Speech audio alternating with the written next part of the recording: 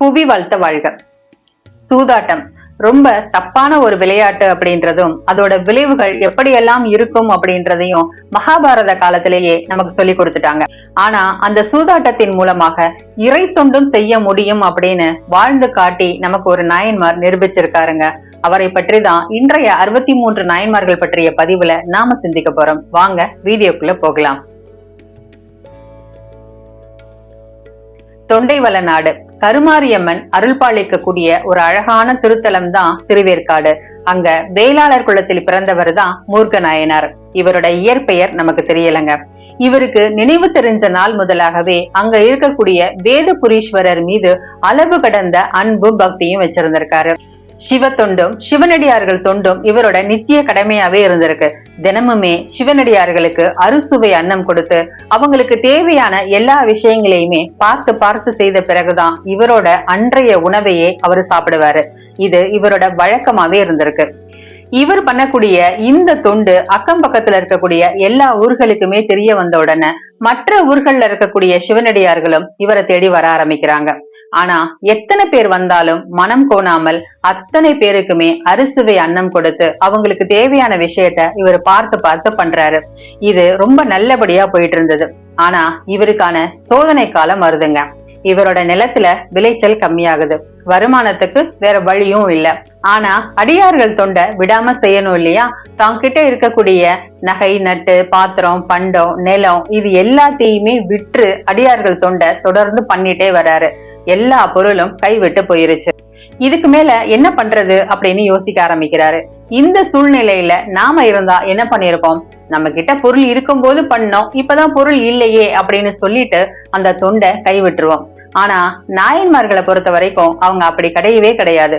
எந்த சூழ்நிலையிலும் அவங்களோட சிவ தொண்டை அவங்க கைவிட்டதே கிடையாது. அதுக்காக தன்னோட உயிரையே பணயம் வைக்கக்கூடிய அளவுக்கு போன நாயன்மார்களோட வரலாற்றை கூட நாம பார்த்திருக்கோம் இல்லையா? மூர்க்க நாயனார் என்ன பண்ணலாம் அப்படின்னு யோசிக்கிறாரு. அப்போதான் அவருக்கு ஒரு நினைவு வருது. அவருக்கு நல்லா சூதாட தெரியும் அப்படின்றது. அந்த ஊர்ல சூதாடக்கூடியவங்க கூட சேர்ந்து இவரும் சூதாட்டம் விளையாட ஆரம்பிக்கிறாரு. இவருக்கு நல்ல சூதாட்டம் விளையாட தெரியும் அப்படின்றதுனால எல்லாத்திலயுமே ஜெயிச்சிடுறாரு. அதுல கிடைக்கக்கூடிய அந்த பணத்தின் மூலமாக அடியார்கள் தொண்டை தொடர்ந்து பண்ணிட்டே வராரு. அங்க இருக்கிறவங்க எல்லாருக்குமே நல்லாவே தெரிஞ்சிருச்சு, இவர் கூட நம்ம விளையாடணும் அப்படின்னா நம்மளோட பணத்தை இழந்து நம்ம தோத்துதான் போவோம் அப்படின்னு சொல்லிட்டு. அப்படி தெரிந்த பிறகு யாராவது விளையாட வருவாங்களா என்ன? யாருமே வரல. அப்போ இந்த ஊர்ல இருந்து அடியார்கள் தொண்டு இனிமேல் பண்ண முடியாது அப்படின்னு நினைச்ச மூர்க்க நாயனார் திருவேற்காட்டுல இருந்து கிளம்பி அப்படியே பக்கத்து ஊர்களுக்கு போக ஆரம்பிக்கிறாரு. அங்கேயே சில காலம் தங்கி அங்கு சூதாடக்கூடியவங்க கூட சேர்ந்து விளையாடி அதன் மூலமா கிடைக்கும் பணத்தை வச்சு அடியார்கள் தொண்டை தினமும் செஞ்சுட்டு இருந்தாரு. அங்கேயும் விளையாட யாரும் வரல அப்படின்ற அந்த சூழ்நிலையில வேறொரு ஊருக்கு போவாரு.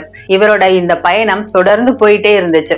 இறுதியா அவரு கும்பகோணம் வந்து சேர்றாரு. அங்கேயே தங்கி அவரோட தொண்டை தொடர்ந்து பண்ணணும் அப்படின்னு ஒரு முடிவுக்கு வராரு. அப்போ சூதாட்டத்துல ஒரு யுக்திய பயன்படுத்துறாரு. அதாவது இவரு சூதாட போகும்போது முதல்ல ஒரு 2-3 ஆட்டத்துல இவரு தோற்று போயிருவாரு.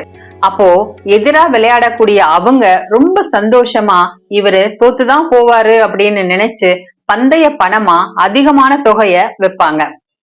பந்தய பணம் பெருசா வைக்கும் போது இவரு நல்லபடியா விளையாடி அந்த சூதாட்டத்துல ஜெயிச்சிருவாரு. சூதாட்டத்துல இவர் யுக்தியை தான் பயன்படுத்தினாரே தவிர ஒரு நாளும் ஒரு பொழுதும் இவரு யாரையுமே ஏமாத்தி விளையாடுனதே கிடையாது.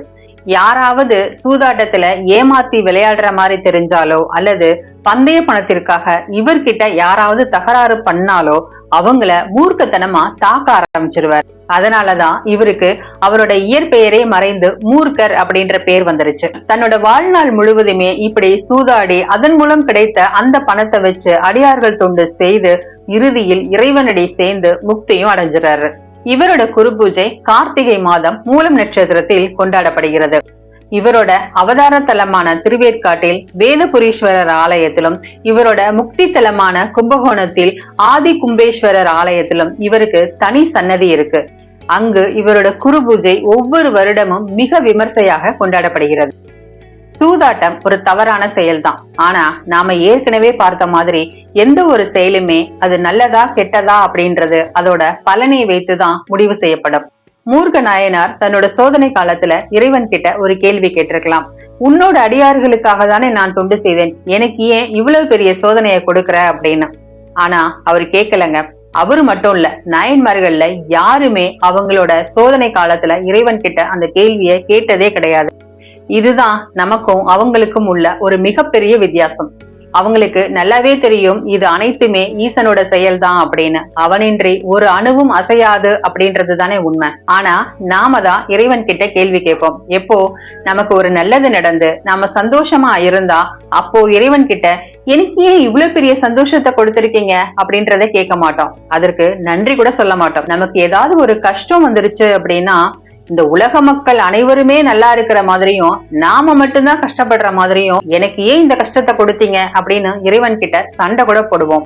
ஆனா வரக்கூடிய துன்பங்கள் எல்லாத்துக்குமே காரணம் இறைவன் இல்ல அப்படின்றதும் அது நாம செய்திருக்கக்கூடிய கர்ம வினைக்கான பலன் தான் அப்படின்றதையும் நாம புரிஞ்சுக்கணும். மூர்க்க நாயனார் கிட்ட இருந்து நாம என்ன கத்துக்க முடியும் அப்படின்னா அவரோட சரணாகதி தன்மைதான். தன்னோட சோதனை காலத்திலேயும் இறைவனை மட்டுமே நம்பி அவர் மேல் இருக்கக்கூடிய அந்த அன்பு பக்தியின் காரணமாக அந்த இறை தொண்டை விடாம செய்து கடைசியில் நாயன்மார்கள் வரிசையிலையும் இடம் பிடிச்சிருக்காரு. மீண்டும் அடுத்த வாரம் மற்றும் ஒரு நாயன்மார்கள் பற்றிய பதிவில் நாம சந்திக்கும் வரை ஆனந்தம், ஆத்மானந்தம். நன்றி. புவி வாழ்த்த வாழ்க.